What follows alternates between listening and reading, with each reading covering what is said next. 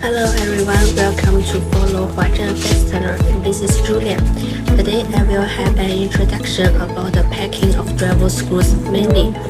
Generally speaking, the ways of packing are divided into two kinds, bulk packing and box in carton. There are three types of bulk packing. The first one is tons per bag packing, 25 kg with bag, 25 kg with carton. There are three types of packing for boxes.